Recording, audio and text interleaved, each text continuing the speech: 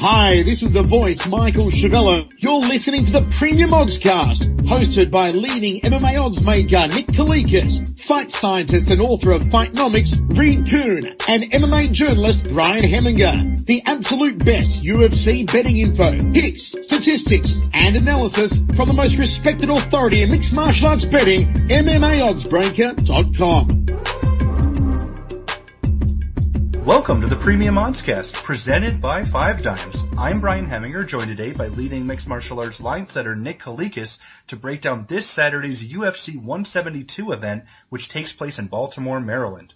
If you're unfamiliar with our format, myself and Nick will be breaking down the entire fight card from top to bottom, providing extensive analysis and a pick for each fight based on our film study for the event. Then, fight scientist Reed Kuhn will step in and offer his expansive numerical insight on all fights with sufficient data. This week, Reed is back with us, and he'll be able to contribute on 6 of the 10 total bouts. Briefly looking back at our last event, our premium bets for UFC on Fox 11 had a rough night, going 0-3 to lose 9.45 units.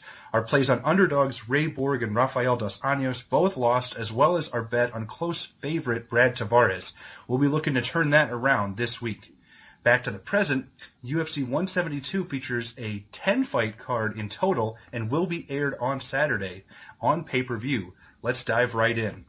Now, kicking off the preliminary card is a bantamweight contest featuring Ultimate Fighter veteran Chris Beal, who is 8-0 overall, taking on Patrick Williams, who is 7-3.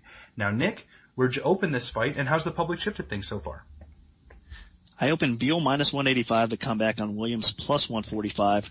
And right now, looking at the line number 5 times, Beal is down to minus 135, the comeback plus 115 on Williams. A little bit surprising for me because I honestly felt that the line on Beal would probably climb a little bit higher, maybe over 2-1 from all the public opinion out there early on. It seems like most people do like Beal, but as far as the betting community goes, I think they took a good number and they came in the right way as far as betting value goes on Williams, and the line dropped. So I think they have their head on right is basically what I'm trying to say as far as betting goes, because this is going to be a very competitive fight, a pick'em type of fight. So where the line settled at, I think is fair to say it's accurate right now. Beal, of course, he's Ultimate Fighter veteran. He lost to Holdsworth on Tough 18, which is obviously not a bad loss considering how good Holdsworth is. And he looked decent in that fight up until he got caught. So he has a well-rounded skill set. His striking, he's very fast and explosive on the feet. He's got pretty good boxing. He moves well. He's got pretty solid takedown defense in most cases and scrambling ability. He's got decent wrestling to go along with it. Good double leg takedown, good ground and pound when he does get on top, in top position as well. But he's facing a very similar fighter in Williams. Williams is obviously, for those that don't know, he's a former Division I wrestler at ASU.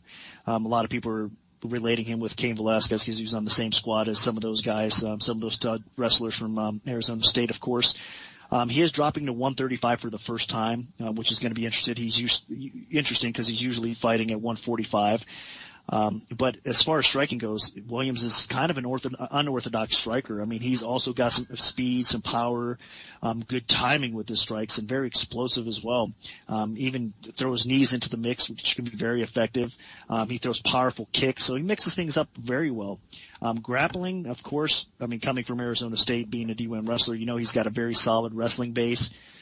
He's physically strong, and he does have some submission skill to go along with it. So, two very, very well-rounded athletic fighters, and I think we're going to see a war back and forth here. But I think overall you've got to give the edge in this fight to Williams.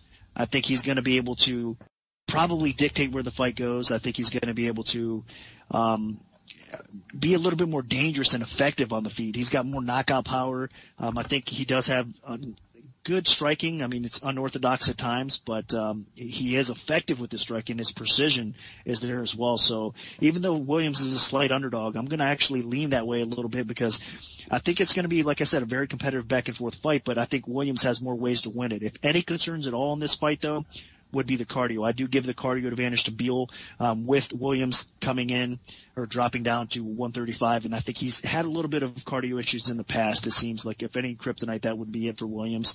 So that's my concern. But other than that, I think Williams has a better shot at finishing the fight on the feet. He can be the more effective striker, and of course, he should have the wrestling edge as well in this fight. So my actual official pick is going to be Williams in what should be a great competitive fight.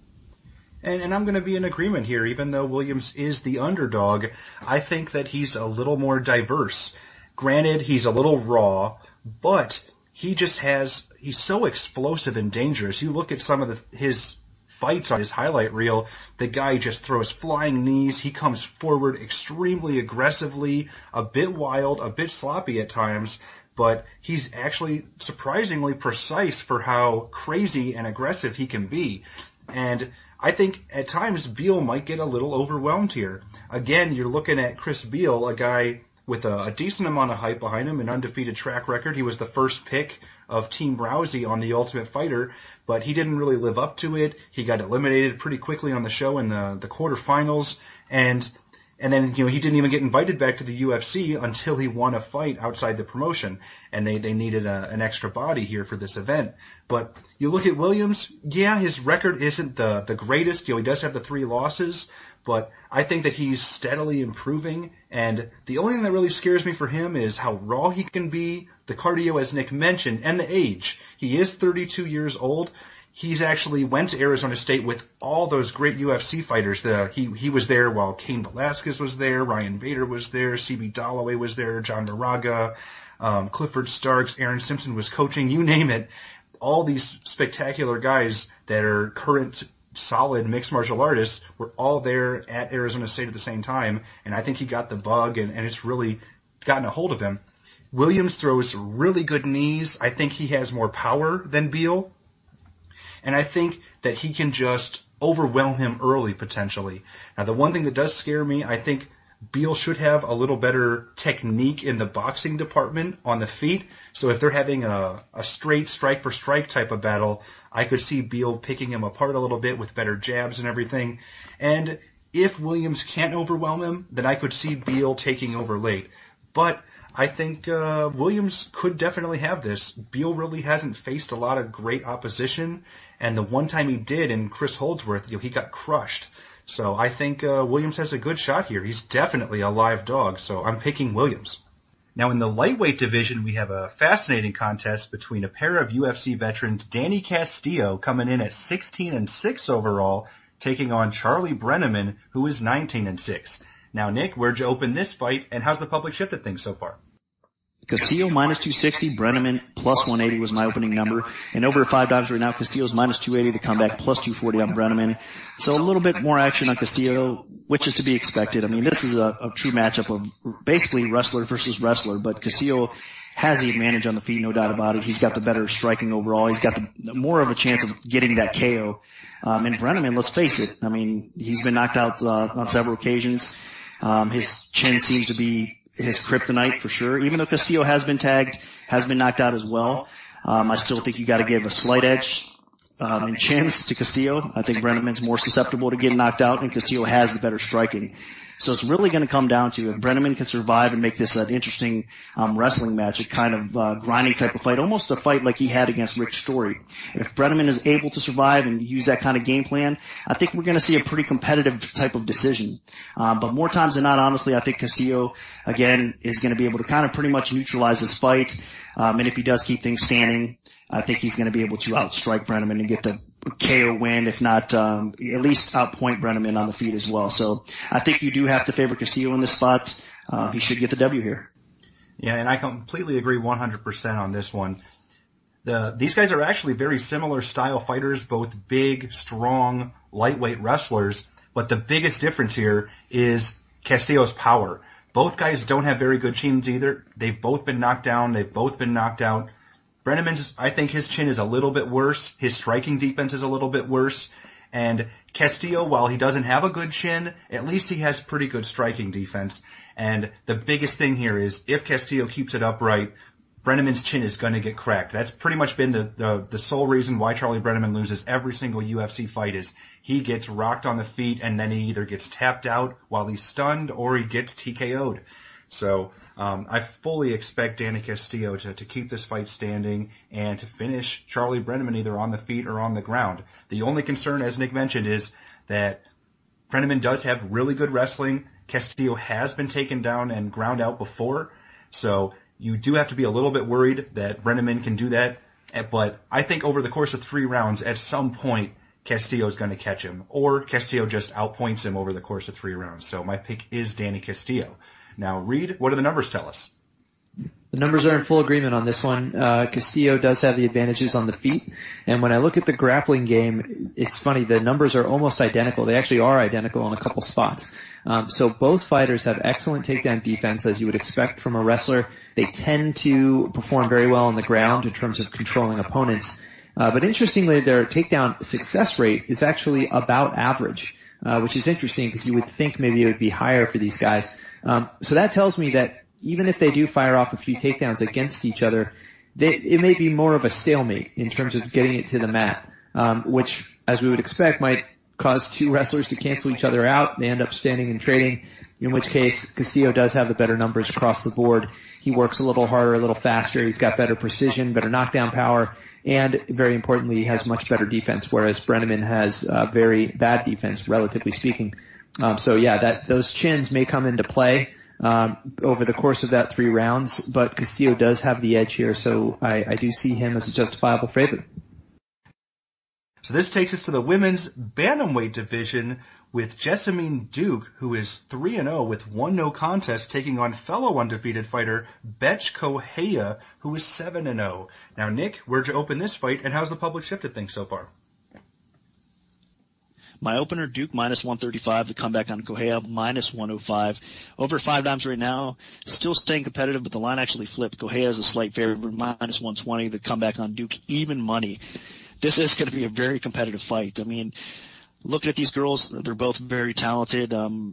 Looking at the advantages in this fight, one that stands out right away is Duke's reach advantage. I mean, she's going to have a significant reach advantage over Kohea. Kohea is going to be a little bit of the physically stronger fighter, but skill set for skill set, these ladies are definitely tough. I think Kohea has a little bit more power on the feet, but Duke has a little bit more of a technical advantage on the feet. She can mix things up a little bit better. She's going to have that going for her to go along with that reach as well. She keeps on improving her game. It's obviously she's working with Ronda Rousey and crew, so that's only going to help her confidence level grow, and it's only going to help her overall ability grow as well. Kohea had a very impressive debut against Kedzie in a competitive battle.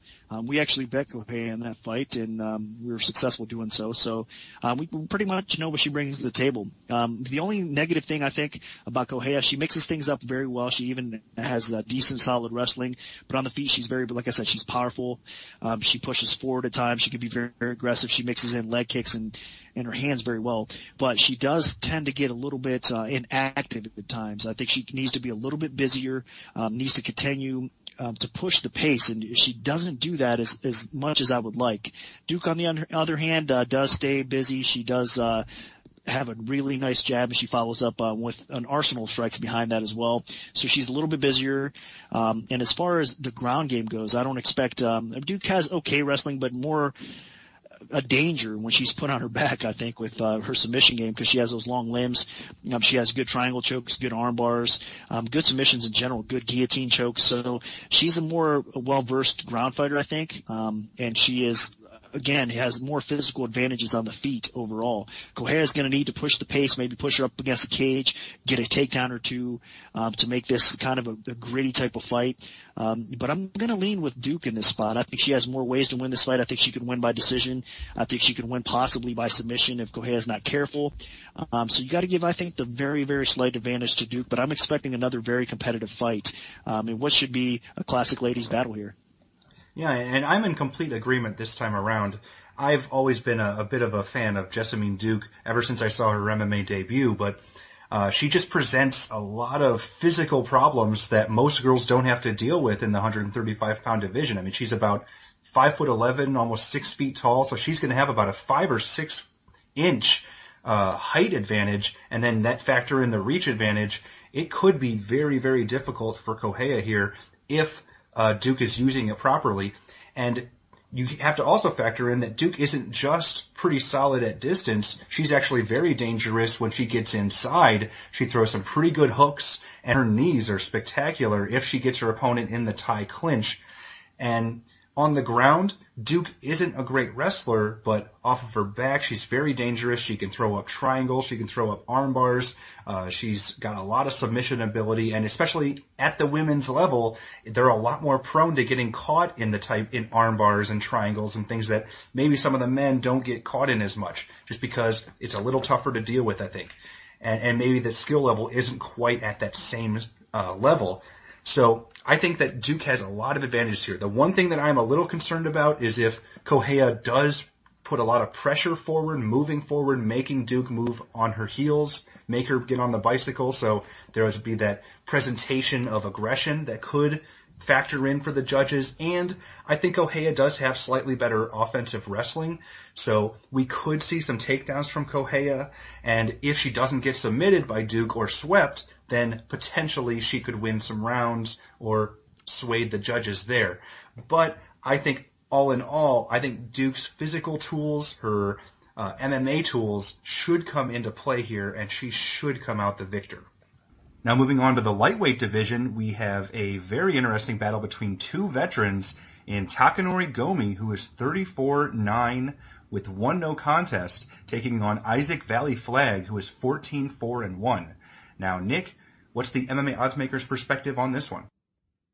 I opened Gomi minus 185, the comeback on Valley Flag plus 185. Over at 5-9s right now, it's minus 220 for Gomi. Valley Flag is at plus 180. So a little bit more support coming in on Gomi. I do think the public overall is on the right track. This should be another competitive fight because Valley Flag is one of these guys that's, man, I mean, he's just relentless. He's got so much heart. He loves to push the pace in a fight. The problem with Valley Flag is, I mean, he does have the heart. He has some skill for sure, but he's just one of those fighters that's simply not, doesn't really excel in any particular area. So he just has that toughness in him, that grinding type of style. His striking is okay though. I mean, he definitely mixes things up okay. He even throws kicks in with his punch as well and can be effective at times. Doesn't have huge knockout power. In wrestling, it can be okay. It's a little bit underrated at times. He doesn't use it enough. But in his last fight, obviously, against Silverio, he showed some weakness in his takedown defense a little bit as well. Now Gomi, on the other hand, of course, he's got great knockout power. He is a southpaw, so he's going to have that little, advantage in the fight as well. But the problem with Gomi, the thing that scares me the most, and Gomi even has a wrestling advantage in this fight, no doubt about it. I mean, he's got good takedown defense overall. But the thing that scares me about Gomi is his cardio is a little bit too inconsistent for me. And Valley Flag's the type of guy that in round 2 and round 3 does tend to get a little bit stronger as the fight goes on, instead of kind of what Gomi does, and Gomi tends to fade as the fight goes on a little bit. Now his cardio has looked better in his last few fights. I mean, he's coming off of a controversial decision loss, to say the least, to Diego Sanchez, which was very impressive. But that was overseas, and I was actually talking to Brad Taschuk from MMA Oddsbreaker before we opened this line, and he pointed something out. Well, I mean, it's pretty obvious, but still, he made a good point that Gomi always, when he travels to the U.S., I mean, his cardio tends to be a little bit worse, and you do have to take that in consideration as well. So it's kind of a tricky spot, because I think Gomi is by far the better fighter. He has more ways to win this fight. He can, I think, easily outpoint Valley Flag and get the decision win. I think he can land enough, and with his knockout power, he could possibly stop Valley Flag, even though Valley Flag's a tough guy to stop. So it's really Gomi's fight to win or lose. It all depends on what kind of shape Gomi shows up in and what kind of performance he puts on. So I gotta go with the movement right now, and I think it's right. Gomi should win this fight more times than not, but you can never count out Valley Flag with all that heart. Yeah, and that's the thing that stands out for me is, you brought it up, Gomi doesn't fight the same in the United States, and that's a huge red flag here. In his last 3 fights, Gomi has fought in Saitama, Japan, Macau, China, and Saitama, Japan, and they have arguably been 3 of his best performances in the UFC. Granted, he did beat Tyson Griffin by knockout back in 2010 in California, but in his other 3 significant UFC losses, they were all in the United States. They were all against pretty tough guys, granted, Guida, Diaz, Florian, but Gomi he's not the same fighter when he comes to America, honestly. Now, granted, I think the thing that'll help him here is that Isaac Valley Flag is not a very good fighter. He doesn't have that much to his overall skill set that has a lot to threaten Gomi, other than the fact that he pushes the strong pace and that he can take some punishment and that he can go for 3 hard rounds. Gomi should have the advantage here in just about every area. Gomi should be the better striker, although he can be sloppy. Gomi definitely has a big power advantage, although Valley Flag can take a shot pretty well, so Gomi has to be a little careful. And Gomi should have the wrestling advantage. He's actually used his wrestling and takedowns a little bit in his UFC career to decent success. So I expect Gomi to be able to outwork Valley Flag here. He just should be a little bit better all around, but it is a little scary. He hasn't fought in over a year, and Valley Flag is a really scrappy guy, and he's going to make Gomi earn it. So I'm picking Gomi, but I'm only cautiously picking him because this could be a chance for an upset here, just because there's a lot of question marks here with Gomi fighting in the United States, especially all the way over in Baltimore, not just on the West Coast, completely the other side of the world pretty much, and the fact that there's been such a long way up. So cautiously picking Gomi, but be careful. Now, Reed, what do the numbers tell us for this one? Well, they support most of this. Gomi has the reputation as being well-rounded. He's a dangerous striker, but also has the rest of it. But statistically, at least when he performed in the UFC, he just hasn't lived up to that potential. His striking stats are actually, I would say average, but in a couple places they're actually well below average. His defense is not good. His accuracy is not good. His knockdown power is below average. But that said, I don't necessarily think that Valley Flag is the kind of guy who's going to exploit him on the feet, even though he's done okay just throwing some volume at guys. So what happens on the ground? Valley Flag is definitely a grinder. He's pulled out a lot of split decisions. His ground stats are, I guess, they're more of a question mark, I think, just because I don't have a lot of data on the mat. But he has certainly used it to his advantage to grind things out. So in terms of a pick, you're right. Gomi is probably the more skilled and technical fighter. Even with the qualification, I don't necessarily see the evidence for it purely in the UFC data. But I think the more interesting plays here might be with some props. This probably will go to the cards. And there might, in fact, be a round that Valley Flag steals on the cards because of his approach and because of his ability to come back in the later rounds strong. So there's some interesting plays here that are afoot, but maybe not a straight-up pick because Gomi, I think, is living up to that line. Excellent. Thanks, Reed. Now, moving on to the flyweight division, we have another very interesting contest between recent title challenger Joseph Benavidez, who is 19-4 overall, taking on Tim Elliott, who is 10-4-1. Now, Nick, where'd you open this fight, and how's the public shifted things so far? I opened Benavidez -405, the comeback on Elliott +285. Looking over at 5 dimes, it's -380 +315, so the line tightened up just a little bit. I'm sure we might see a little bit of an increase as we get closer to fight day because of the parlay action on Benavidez, but this is an awesome fight, really. I mean, if you think about it, these are definitely 2 of the top flyweights in the world going at it. Of course, Benavidez, I mean, he's looked phenomenal outside of his fights against Demetrius Johnson. A lot of people are expecting him to be the champion right now, so he's always going to be at the top of the division, and right now he's arguably the man to beat below DJ. So Elliott, he's looked great overall. I mean, his last performance against Ali Bagantanov, it was a close fight. Could have realistically went either way. But I think what cost him that fight was really his striking defense. I mean, he was dictating the pace of the fight, but he was getting tagged a little bit more often. Benavidez, I think, can put together a similar type of fight, but Benavidez does also like to push forward, as we know as well. So this should be a bad matchup for Elliott, if you think about it. I mean, because JB is the better striker. He's got outstanding wrestler as well. He's an outstanding wrestler as well. He's got great knockout power. Just in every area, the guy should be a little bit better. Now, the interesting thing is they're both southpaws, so that should make it an intriguing fight, a little bit of a different look for people, for both these guys as well. And Elliott is going to have a size advantage over Benavidez. Not exactly a reach advantage, though. I think it's pretty close in actual pure reach, but still, Elliott's going to be the bigger fighter. He does have a lot of power as well. His striking's not bad, a little bit underrated, but again, he did get a little bit sloppy, especially with his defense in his last fight, as I mentioned, and that is a concern. But Elliott does pack a punch. I mean, he's got a little bit of underrated power. In my My concern, if anything, in this fight would be that Benavidez, he's coming off that knockout loss. We're not sure mentally if he's going to be like he was before that, or even if his chin is going to be slightly on the decline. I mean, I still think he's young enough and he's at a point of his career that he's not on the decline. I'm not saying he is, but still there's some question marks definitely to be raised here in this fight. But stylistically, I mean, both these guys have outstanding wrestling. Both of these guys have good striking, but Benavidez has the edge in almost every area. And of course, we cannot count out that submission game of Benavidez either. I mean, he's so smart. He gets the fight to the floor. He can end the night by submission right away as well. So I do pick Benavidez in this fight because I do think he's going to more than likely finish this fight, at least win by decision. He should win this fight. So my head and my pick is going to be with Benavidez. Yeah, and I completely agree. It makes a ton of sense. Benavidez is the favorite for a reason here. You look at these guys, and age shouldn't be too much of a factor. Benavidez is only 29 and Elliott's 27, but Benavidez just has a lot of seasoning as a veteran. It's really, he's been in there against some of the best in the world, and he's proven. And the thing with Elliott is he's been in there, he's been tested. He had a competitive fight with Dodson, he got outworked a little bit in the Begautinov fight. But what scares me here is I just think Benavidez is a little bit better in all facets. I think Benavidez has a power advantage. Benavidez has a wrestling advantage. Benavidez should have a submission advantage.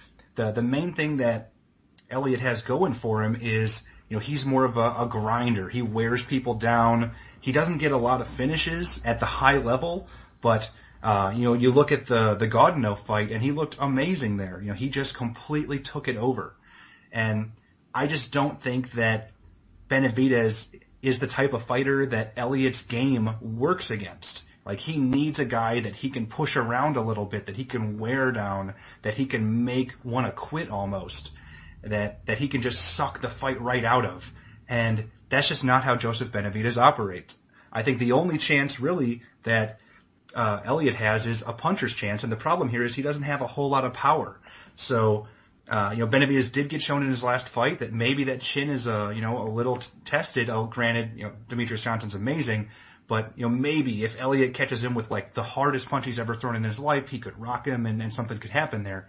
But other than that, barring a miracle, I really think that Joseph Benavidez just outworks him in all areas and potentially could even get a finish. Although it's going to be difficult because Elliott is so tough, and he's already gone to decision against 2 of the top 5 flyweights on the planet. So, but my pick is Joseph Benavidez. Now, Reed, what do the numbers tell us for this one? Well, it's weird. I fully recognize that Benavidez is top of the line. He only has 4 losses in his entire career, 2 of them against Cruz, 2 against Johnson. He has only lost to champion caliber opponents, and with everybody else, he's looked pretty rock solid.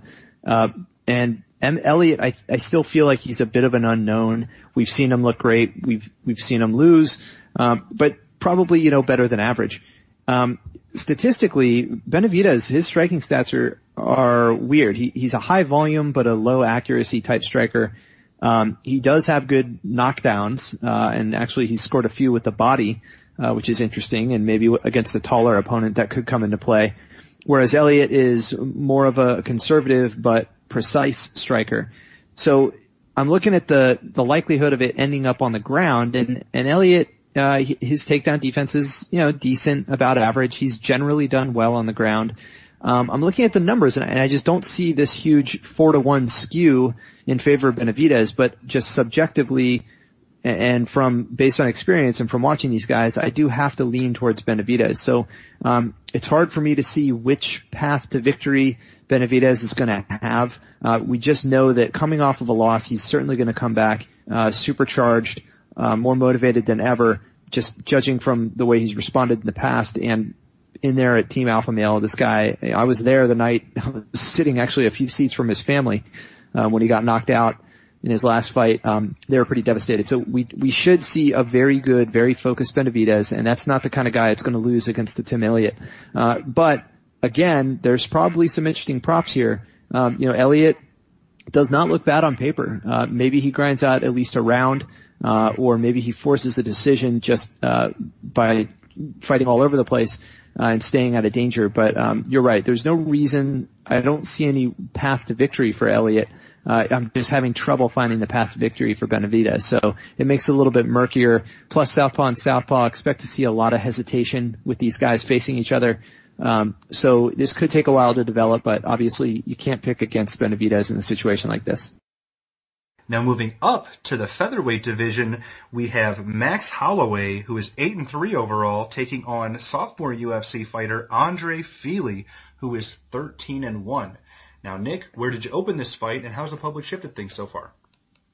Great fight. I opened Fili as a slight betting favorite, minus 140, to come back on Holloway, even money. And the public did take the line up a little bit more early on, and it's Fili now, minus 155. The comeback on Holloway is plus 135. So still competitive. This should be one of the fights of the night, especially a candidate for sure, to say the least. Both these guys are strikers. They love to stay up on the feet and bang. Of course, most of you guys that are listening to the podcast probably know what Holloway is all about, so I'll get a little bit more into Fili here first. He's an excellent striker, like I said, especially offensively. I mean, the guy works behind a nice, fast lead jab. He's got good footwork, good counter punching, good knees from the clinch, and he's got power to go along with that ability too. So very dangerous on the feet. He's fun to watch on the feet, no doubt about it. His grappling, he trains with the Alpha Male crew, so of course his grappling is improving all the time. He actually has decent wrestling. So, he's improved his takedowns in wrestling overall. He's got decent IQ on the ground as well. Good ground and pound, has some submission skill, and his scrambles and his transitions and reversals are pretty impressive, actually. He's kind of tough to hold down, and he manages more times than not to get top position in fights on the ground as well. So he does go for takedowns frequently for being a striker. So he's going to have some advantages in this fight because Holloway, we all know he's a very gifted striker. The guy packs a punch. He's got good knockout power. He's got tremendous heart. The guy's tough as nails to stop. He just basically pushes a pace that most can't keep up with. I mean, and he can be very effective with his overall striking. Now, a knock on Holloway is that he doesn't use his full potential. I think Holloway needs to start using wrestling a little bit more than he does, maybe looking for some takedowns. Becoming more of a complete MMA fighter instead of standing up and getting into these wars, which he's very good at for sure. But against other strikers, in fact, I mean, I could point out Leonard Garcia, other talented strikers, even Conor McGregor, guys like that. Holloway has struggled and has gotten tagged back. So, I mean, he can be outpointed on the feet against physically gifted strikers, and Fili is one of those guys as well. So I give the slight advantage of this fight overall to Fili. I think it's going to be a barn burner, competitive back and forth. Both these guys are going to be able to land on each other. And in fact, I should mention this. I don't know if I mentioned it a few minutes ago, but if any flaws in Fili's game, it's a striking defense. I mean, the guy does get tagged, and I guess a guy like Holloway, you don't want to get tagged too often. So that is a little bit of concern for Fili, but I am going to side with him a little bit because I think he is the more complete MMA fighter. I think he's going to look for takedowns, and even though Holloway has pretty good takedown defense in most cases, I still think that Fili can make things interesting enough by looking for the takedowns to maybe sway the judges if he lands a quick takedown or so to get the nod on their scorecard. So it should be, again, fight of the night type of candidate, but I do give the slight edge to Fili for this fight. Yeah, and that's what's going to come into play here for my pick. The reason that I like Fili is the well-roundedness to his game. You saw in his UFC debut, he was really aggressive, he moved forward, and it wasn't just the striking. I think he's got a physical presence that Max Holloway just doesn't present. I mean, Holloway is a longer, taller type of featherweight, but his problem is he only uses that in the stand-up. You don't see much of him on the ground unless it's just defense when he gets taken down. Now, on the feet, I do think Holloway is a pretty special fighter. He adjusts well. He has a really high pace. He mixes it up really well to the head and the body. And he's got this swarming style that he can overwhelm you and get a stoppage. He doesn't have that one-punch type of knockout power, but it's that death by 1,000 cuts, that accumulated damage where he does get good finishes on the feet. He's done it at least twice now in his UFC career, and of course he's done it in Hawaii. Now, I think the problem here is that Fili trains with the alpha males. He's a really great athlete. He mixes it up. He's got a pretty solid ground game. He's got decent wrestling. He works with some of the best wrestlers in the lighter weight classes, Lance Palmer and all those guys. So I just don't really see him having a poor fight IQ coming in here and just standing and banging with Holloway for 3 straight rounds. Now, if he does, he could definitely lose a decision. But I think if Fili mixes it up, makes Holloway second guess himself by shooting in for some takedowns every once in a while, that'll give him a bit of an advantage on the feet potentially, and it'll definitely give him an advantage on the ground. So I think the well-roundedness of Fili's game will come into play here, and that's why I'm picking it. Another really fascinating bout in the lightweight division, we have Jim Miller, who is 23-4 with 1 no contest, taking on Yancy Medeiros, who is 9-1 with 1 no contest. Now, Nick, what's the MMA oddsmaker's perspective on this one? Another great fight. I opened up Miller minus 190, the comeback on Medeiros plus 150. Looking over at the line right now, Miller's minus 210, Medeiros is plus 175. So a little bit more as support coming in on Miller. Of course, I mean, not really a big surprise because we know what Jim Miller's all about. I mean, the guy's been at the top of the lightweight division for a long time now. He's got tremendous wrestling ability. He pushes a very high pace, and the impressive thing with Jim Miller more than anything else is probably his submission game. I mean, the guy is so talented, so nasty on the ground, good fight IQ to go along with it. Medeiros, he's obviously a very talented fighter. I mean, he's coming off, well, what should have been a win over Yves Edwards, of course. I mean, I know he got busted there. He got suspended for a little while, so they kind of removed that win. But Medeiros is a very talented striker. I mean, he's worked and trained with guys like Diaz, with guys like Melendez and crew. Very, again, known more for his striking than anything else, but very good takedown defense and fight IQ as well. The guy used to fight in higher weight classes. He's got a lot of power, and he's brought it down with him to 155. So he's got that going for him. I think he is a young enough fighter. He's 26 years old that he's going to continue to improve and really take big strides in his overall game. So this is going to be a pretty competitive fight. I wouldn't necessarily count Medeiros out in this spot. I actually think he's probably getting Jim Miller at the right time, and I think he's going to be able to keep this fight upright. And if he does that, I think he's going to be able to outpoint Miller on the feet, if not do enough damage. So I think Medeiros is going to be landing often enough that he's actually going to probably come away with either a decision win or even possibly a stoppage. I know, like I said, that's kind of hard to say, but I think Medeiros is more than capable of winning this fight. But again, can never count Miller out, of course, because the guy's been so talented. He's got the experience level against much higher competition overall, but Medeiros could possibly be a live dog here. And I'm going to go on a limb and pick him as an underdog as well. Yeah, and this one I'm going to slightly disagree here. I do think Medeiros is underrated, and some fans definitely don't realize how good he is. But I just think Jim Miller might be a little too stiff of a test, although we're going to find out on Saturday night. You look at these guys, Medeiros is a really solid striker, and he's going to have that reach advantage. And if he employs it properly, he's going to have some good opportunities here, because Miller has had some issues in the past against guys that have the reach advantage and used it right, like Nate Diaz did. Nate Diaz destroyed Jim Miller when they fought because he picked him apart on the feet with that reach, with the size. On the ground, if Miller can get it to the ground, he should be at a significant advantage here. He's a very solid submission artist, and we've seen him. The guy tapped out some fantastic fighters. He got Fabricio Camões in his last fight off of his back, which was very impressive and so a little surprising. And he's pulled this off throughout his career. You know, when he heel hooked Charles Oliveira, the guy he has some really sneaky submission ability, and people don't really see it coming from this bearded guy from New Jersey. But he's able to do it. Now, you look at on the feet, I think Miller's stand-up, while it's not great, it's pretty good. He's able to hold his own against most people. You saw him just batter Joe Lozon on the feet, although, granted, Lozon is not a great stand-up fighter. But I think that his stand-up's solid, and Medeiros, while he does have the reach advantage, he is hittable. I mean, even in that last fight, he won that fight against Yves Edwards because he took some good shots from Edwards. Edwards lowered his guard a little bit, trying to hit him a little harder, and that opened him up, and Medeiros made him pay big time. Medeiros does have some really good power. Medeiros is a solid overall fighter, and honestly, the only time he ever lost a fight in his career was against Kabalov, where he fended off the Russians' takedowns, but then injured himself. So, it was a bit of a fluky type of thing, and who knows how that fight would have turned out. So I'm going to give Medeiros the benefit of the doubt here and say that he's going to have a really good performance, but I think it might be a little too soon for us to say he'll win, so I'm slightly going with Jim Miller as my pick. So I'm going with Miller probably by decision. Now this takes us to the middleweight division. We have a fascinating battle between former Strikeforce middleweight champion Luke Rockhold, 11-2 overall, taking on Tim Boetsch, who is 17-6. Now, Nick, what's the MMA oddsmaker's perspective on this one? Rockhold coming in as a huge favorite. I opened him minus 600, come back on Boetsch plus 400.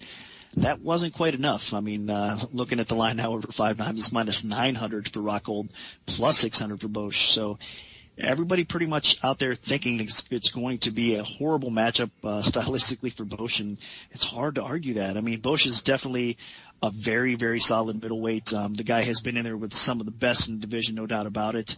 But Rockhold is really a very underrated. I mean, now he's finally starting to get some of that respect, of course, with his win over Philippou, with his win over Kennedy, guys like that. He even has a win over Jacare. So he's getting some of that respect. But, I mean, the guy is such a well-rounded fighter. And, again, Boetsch, for him, he's a tough, scrappy guy, has a lot of power. He kind of outwills people at times, and he does. I mean, the best attribute with him would definitely be his toughness. He turns fights kind of into brawls a little bit too. But against Rockhold, he's not going to have any advantage in any area. That's why you're seeing the line so steep, and that's why you're seeing support coming in for Rockhold overall. I mean, Rockhold is physically, he should have the wrestling advantage in this fight, even though Boetsch has some solid takedown defense, has some solid wrestling in his own right. Rockhold has a huge submission, pure grappling advantage in this fight. Boetsch has only been submitted once, I believe, in his career, but Rockhold's a type of special fighter and finisher that he can definitely end the night by submission against a guy like Tim Boetsch.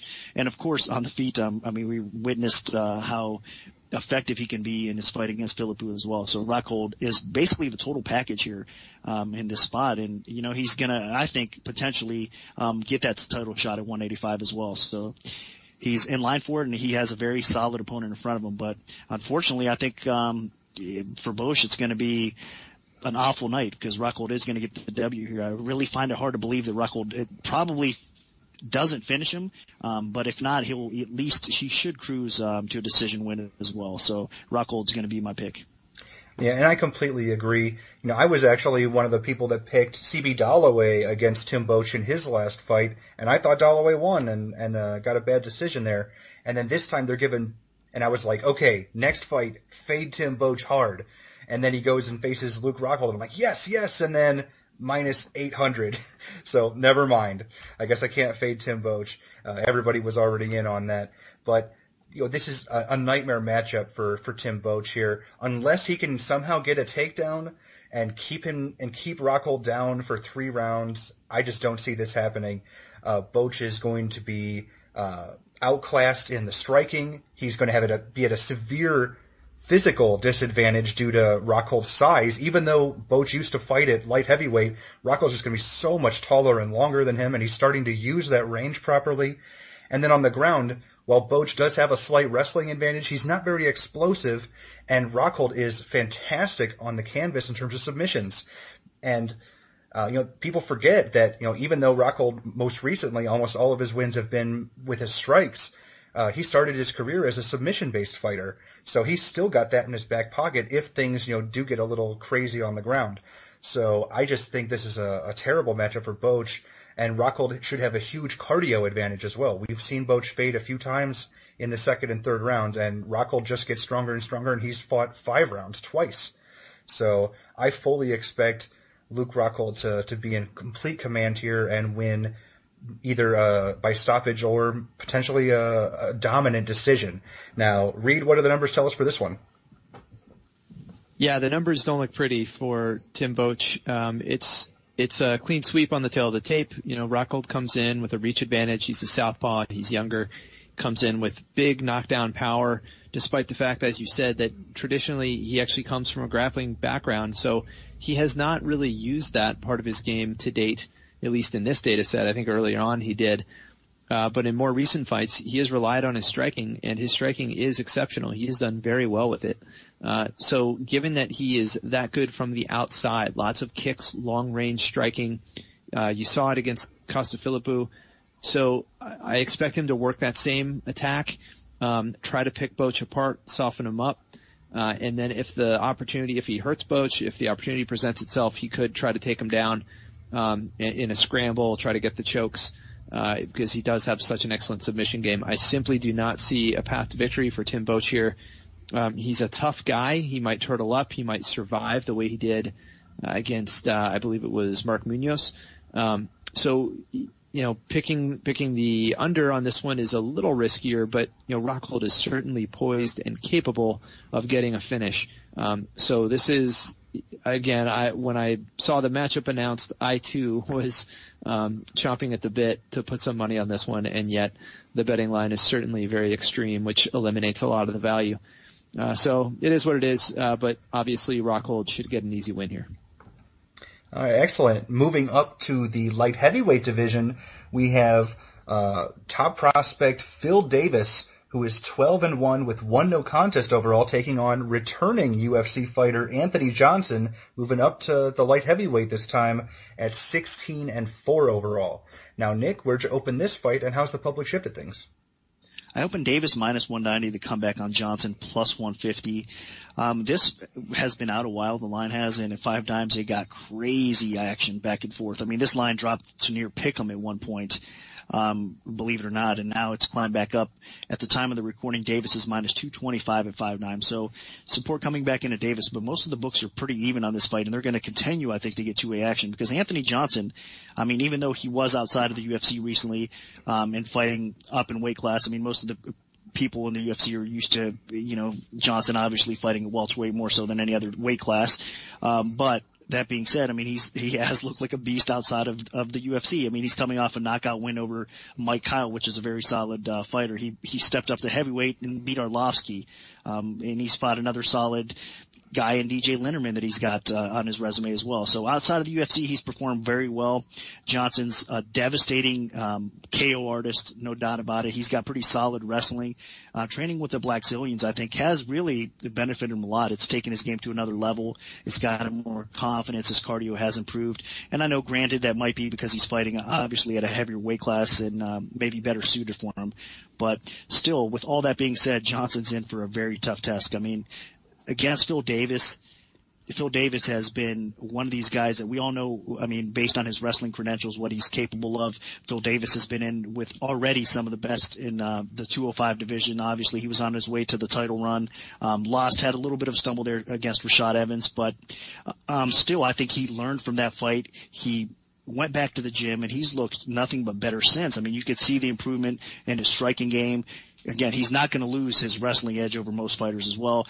And what we were just talking about with Rockhold, Davis is very similar as far as grappling goes. I mean, pure grappling, Davis excels in the submission game to go along with his wrestling. So Davis, I think, has more ways to win this fight. I think Johnson's in for a very tough matchup stylistically. Davis is a tough guy, hard to stop as well. So really what I think Davis is going to do is he's going to implement a pure MMA fight. I mean, he's going to work a little bit of stand-up because he's going to have to. Johnson's not going to be extremely easy to take down at first. But beyond that, I think Davis is going to find his spots. He is going to probably take this fight to the floor. And once he does, he's going to be very dangerous. I think, I don't know if a lot of people are believing in the submission, but I think Davis can possibly take his back and submit Johnson in that route, or at least physically dominate him on the ground. I do find a more clear path to victory for Davis. He can win by decision. I think he can win by submission. So I got to go with Phil Davis here. Yeah, and I completely agree. Davis is clearly the smart side here. You look at it, and Johnson has been a guy that, he was in the minds of UFC fans because he was so dominant in the welterweight division. But, even though he was so good at times in the welterweight division, every time he really stepped up to those top level opponents, he always came up short, whether it was a Josh Koscheck or a Vitor or something. And now he's moving up to the light heavyweight division, and maybe that's going to make his weight cut easier, but he's not going to be any faster. He's not going to have that big size advantage like he used to. and he's facing potentially one of the best opponents he's ever faced in his entire career. Phil Davis is a monster. He's a physical specimen. The guy takes people down if he wants to. The guy has a really solid submission game that he's really adapted to his wrestling style, and his striking has really improved leaps and bounds. Now, I'm not saying Davis is a knockout artist or anything. I don't think he's ever even really hurt a fighter standing, but he's at least improved his striking to the point where people have to respect it a little bit, and it's not nearly as easy. Like, it's not just a walk in the park on the feet and just wait for him to shoot in. So he can actually use his striking to set up takedowns. But Johnson has definitely improved. But again, you look at the guys he's been fighting other than Andrei Arlovsky. Granted, also, that's Andrei Arlovsky near the end of his career. He really hasn't been fighting top opposition outside of the UFC. Mike Kyle's a guy that, wasn't good enough to get in the UFC when Strikeforce closed. DJ Linderman, he didn't even advance far in Bellator tournaments. So I don't see these opponents that Anthony Johnson is crushing and look at them and go, that's a reason for me to think that he's a threat to Phil Davis. I just don't see it. I see Phil Davis, unless Phil Davis can't take him down, which I really think he should be able to, then I think Phil Davis should take this relatively easily. So my pick is strongly for Phil Davis here. Now, Reed, what do the numbers tell us for this one? I'm in agreement. Now, granted, a little bit of bias because I have worked with Phil Davis in the past. Good dude. But when I do look at the numbers, I see some good advantages for him in the grappling department. Anthony Johnson, obviously a striker first. He's extremely powerful. But his losses in the UFC, he had 3 by submission, all by rear naked choke. And he is facing Phil Davis. And he is going to be facing Phil Davis in the light heavyweight division, which is a first for Anthony Johnson, at least in the UFC. His striking stats are a little bit inflated because they occurred at welterweight in situations where he had a huge size advantage over the opponents. And he fared very well. He had good accuracy, he controlled the cage, and his knockdown rate was ridiculous. So obviously that's a threat. Anthony Johnson has big power. He gets to keep all that muscle in this fight. He's still going to have all that power, but he is facing a much bigger opponent this time. Phil Davis is actually a little bit longer than Johnson, and Davis is able to keep his distance. He's elusive. He's very hard to hit. He proved that against Machida. In fact, Phil Davis, in terms of the UFC record books, is top 10 all time for significant strikes absorbed per minute, which is a very important defensive metric in understanding how good a fighter is in their defense. And high-level fighters tend to be good in that metric. They don't take damage. So what's going to happen here? I do think that Davis is eventually going to get this to the ground, and Davis is phenomenal at working submissions, finding his way to get into a dominant position through the scramble. And I think that Johnson, he's got 3 submissions already in the UFC in his prior career. I think it's going to happen again. This is a high-level guy he's facing, and as dangerous as he is with his hands, Phil Davis is not the profile of fighter where he's going to succumb to that kind of thing. So I'm picking Phil Davis. I see reasonable value on this one, and I do eventually see him getting the submission.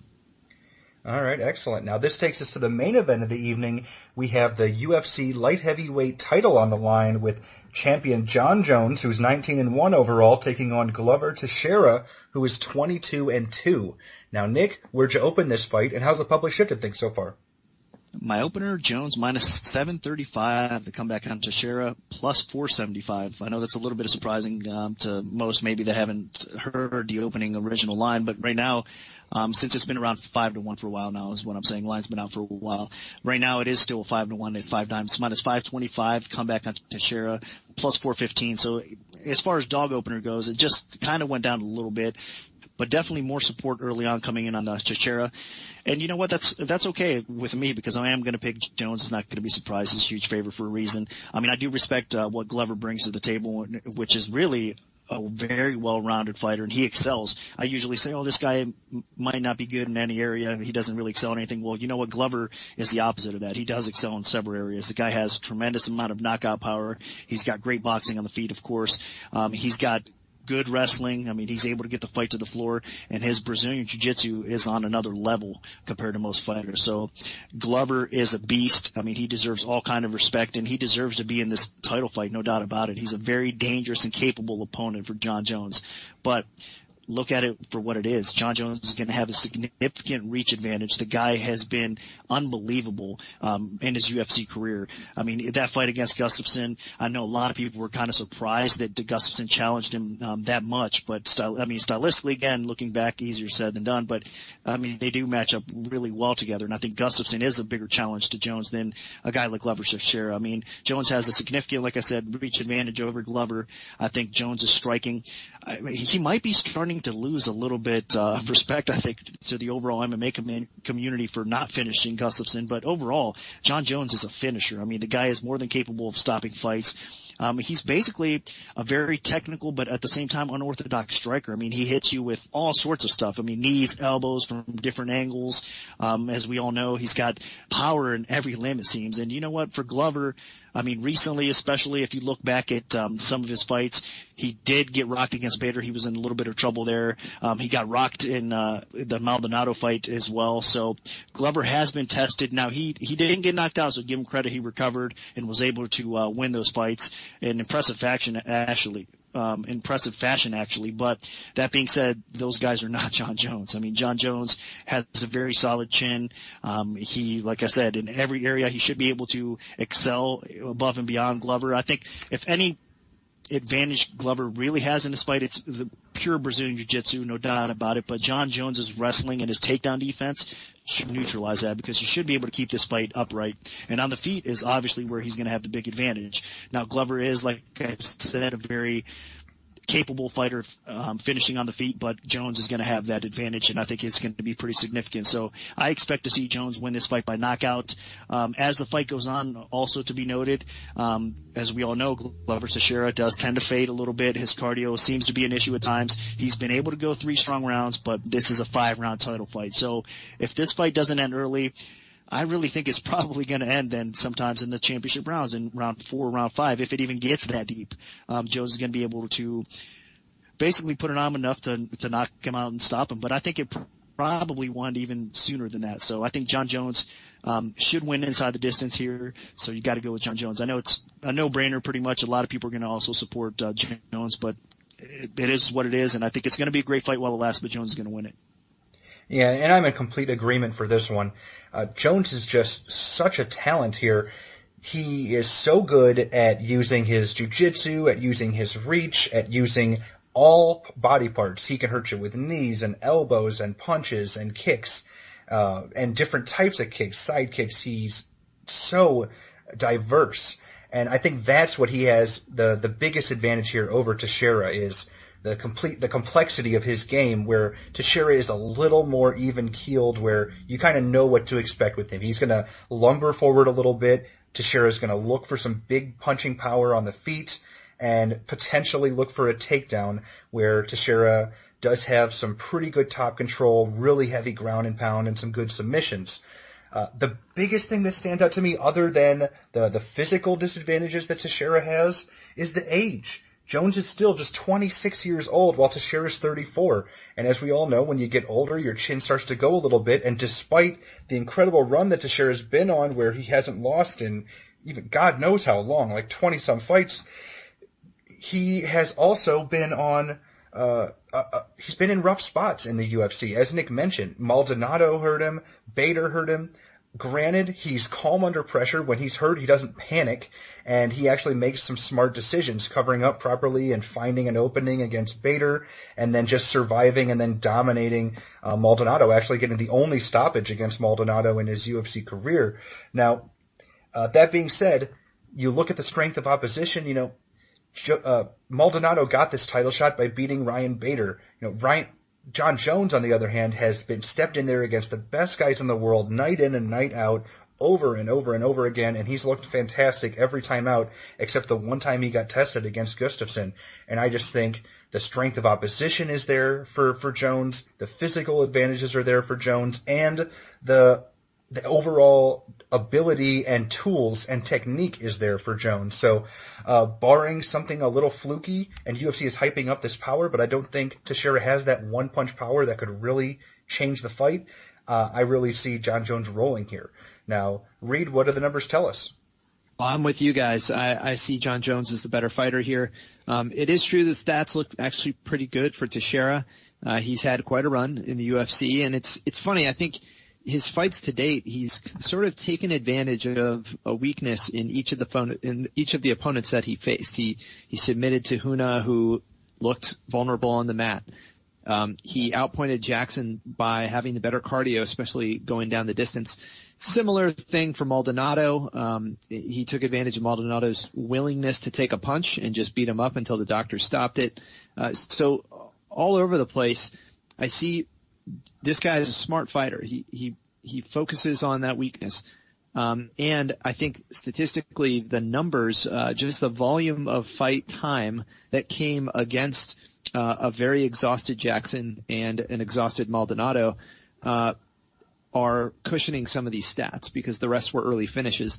So across the board, his numbers look really good, especially when you compare them against John Jones. But let's remember that the quality of the opponents that John Jones has faced is top of the line. It doesn't get any better than that. He's fought the who's who of the division. He's beaten every one of them. He's submitted guys who've never lost before, or never been submitted before, other Brazilian Jiu-Jitsu black belts, in terms of Belfort and Machida. He's gone in there with killer strikers before, same guys as well as others, and look great. So John Jones definitely is ahead of the game here, just from performance standpoint, not to mention the fact that he is much younger and much longer. He's got a huge range advantage. So, even though the stats look nice for Texeira, I have to put them in context and remember that John Jones is probably going to be picking him apart from the outside. One aspect of Glover Texeira's game is that makes him a little bit more susceptible here, especially to a fighter who fights with Greg Jackson. They're going to be all over this fact. 93% of Texeira's strikes are head strikes. And of those, 74% are power strikes. This guy is not a finesse striker. He swings for the fences and he's a headhunter. That makes him very predictable because if you stay away from that power hand, you should be fine. And so a guy like John Jones, he's going to be throwing leg kicks, body kicks, some spinning stuff probably.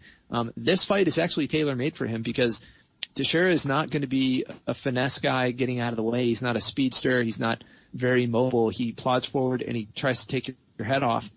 John Jones is going to be all over the place. He's going to be bouncing around and he's going to be striking from the outside. I think he's going to pick him apart. And whether or not it goes to the ground or not, I don't know. But John Jones should do enough damage actually to hurt Texeira. I would not be surprised if this gets stopped in the first few rounds, especially with John Jones having a little something to prove after his last fight. So I think the pedigree here is obviously with Jones, and I think the stats are a little inflated on Texeira. But it's a fun matchup. Obviously, people have been talking about Glover for a long time. He's made a very good run late in his career into the UFC and done very well. He's gotten to this point. But I think right now, in this matchup, he's finally out of his league. So that'll do it for our full event breakdown for UFC 172. Part 2 of the Premium Oddscast featuring our premium bets for the event will be out early Saturday around 12 p.m. Eastern Time. So stay tuned for those if you're an MMAOddsbreaker.com premium member. If we have a free play to give out, make sure to follow @Premium Oddscast on Twitter because that's where we'll post them first. We can also notify you of our free bets via email if you prefer that method. Just send an email to picks@MMAOddsbreaker.com and we'll add you to our free bet mailing list. Also, feel free to like our Premium Oddscast Facebook page. We post articles, show announcements, and plenty of other information there, so you can stay up to date on everything that has to do with the show if you're interested. Special thanks to our sponsor, 5 Dimes. Good luck, everyone, and hopefully the betting gods are on your side this weekend.